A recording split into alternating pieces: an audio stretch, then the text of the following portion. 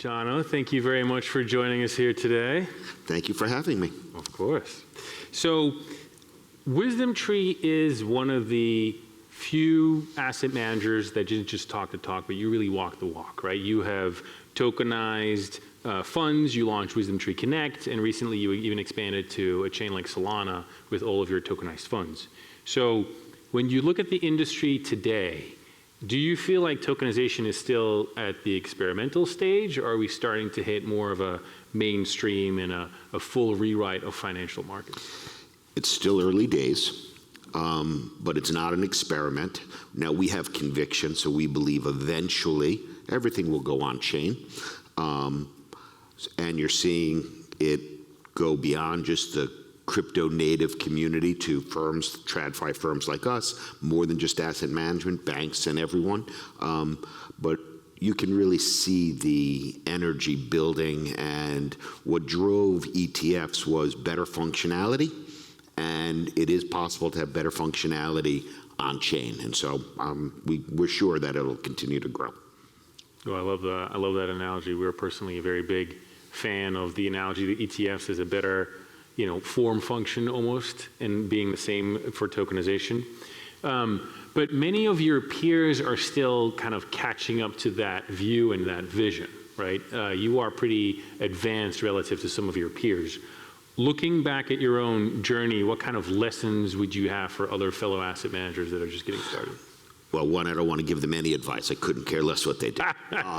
But the how we got here, I think, is interesting. We were asking ourselves the question internally, maybe 8 years ago now, what could do to ETFs, what ETFs did to mutual funds, and we eventually came to the conclusion that potentially it could be tokenization on the blockchain.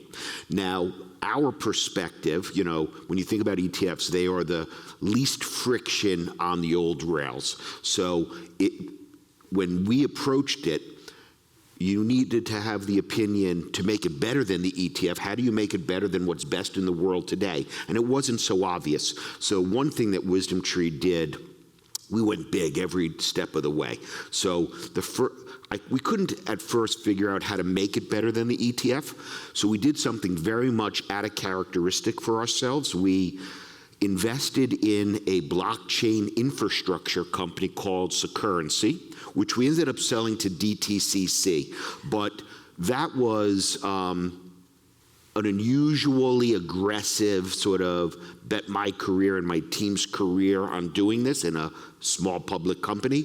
But they had a vision for compliance-aware tokens, that means programmable value. Right?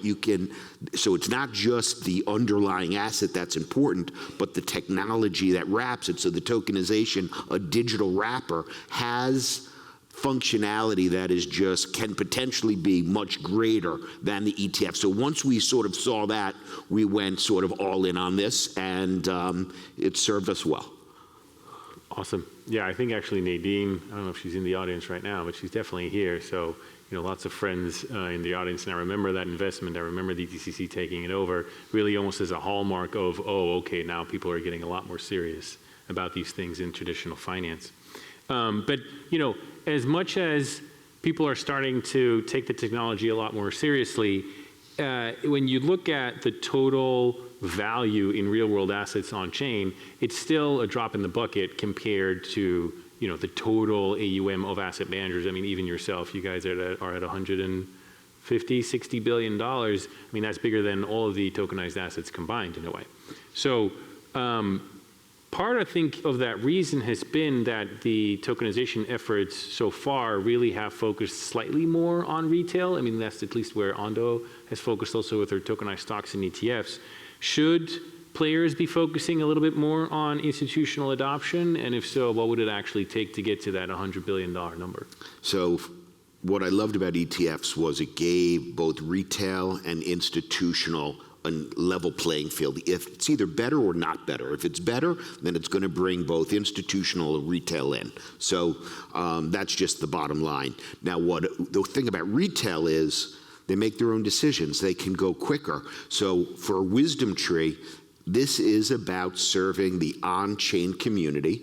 And because of the performance of crypto, notwithstanding the last couple of months, but crypto, the best performing Bitcoin asset class for the last 15 years, it's a couple of $1 trillion. So you're going after a large market, a lot of retail. And for WisdomTree, our vision was, one, the platform, DLT or blockchain, is better, could be global.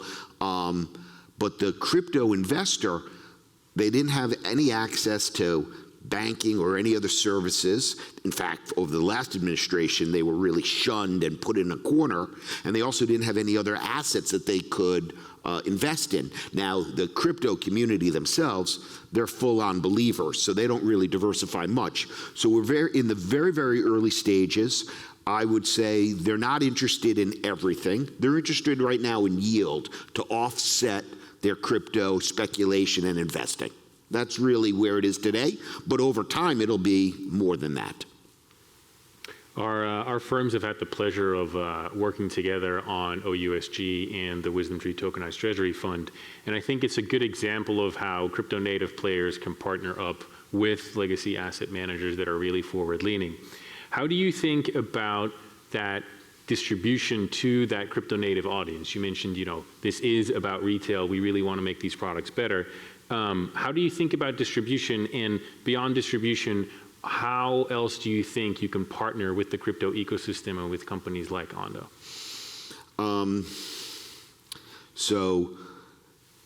It'll be a number of things. I mean, you could do marketing, traditional marketing. It's a lot of business development. We had to start with something called WisdomTree Prime because there was no place to place tokenized securities. So we had to create something so that we could house our own assets. WisdomTree Connect is allowing us to take our assets and letting them travel to institutions or to self-hosted wallets. So, that's real, in our opinion, responsible DeFi. I think for WisdomTree also, one of the other things that we got very, very early from Securrency was the need for interoperability. So we didn't want to build our own chain.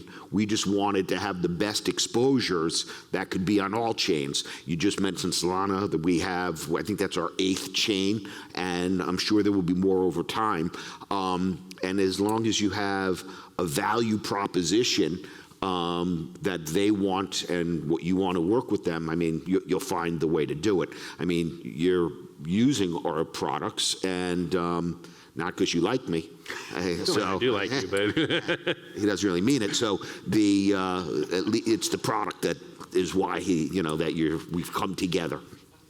100%. No, your products have been great. Don't get me wrong.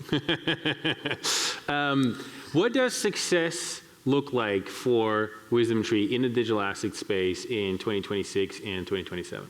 I keep my job. That would be great. We want to continue to scale. So last year we went from like 30 million in assets to about 750 million in assets. We want to get to, obviously, right now we're still not making money on our digital asset efforts, but we're in line of sight of taking this to a profitable business. It doesn't take that much scale. And I imagine that, so we just want to continue to scale what we're doing. And, when I think about my journey in ETFs, I was not late. I launched in June of 2006, but I was 13 years behind the Spider and 7 years behind iShares. For WisdomTree, it was important that we were actually first through the regulatory door. We wanted to be first, and we accomplished that, really. I think you are, like you said, others are experimenting. We're founder-led, we're entrepreneurial. In these big institutions, it can be very, very hard to align the different fiefdoms within an organization, but we are completely aligned on doing this. One thing that we recently got from the SEC was the ability to trade and settle our money market fund 24/7. So that's a true innovation where you have a real world asset or a real world fund that is exhibiting the characteristics of crypto. So it's a tremendous accomplishment, many, many years in front of the SEC.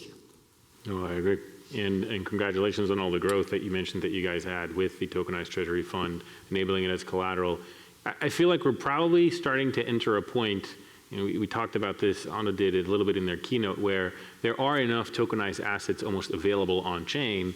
What's next is really what can you do with them, right? And what are the services that you can build on top of those things? Is there anything from WisdomTree that we should expect in the next, call it 12 to 24 months on that front? We're tied to the banking rails. We have a stable coin. We have gold. We have funds. We have model portfolios. We are offering a lot. For us, we actually have to attract more customers. That's really the number one thing. But really, this is bigger than asset management. This is really about financial services. Financial services, some of these banks go back a couple of centuries. So they built on legacy, on top of legacy, on top of legacy. There is that modernization that has to happen. And when it does happen, then you'll really see all consumers would prefer to stay on chain. They'll have better experiences in general, whether it's getting interest on a second-by-second basis or things like that. These are the trends that are happening. Better, faster, cheaper. Could not have said it better myself. Jono, thank you so much. Thank you. That's a wrap. Thank you.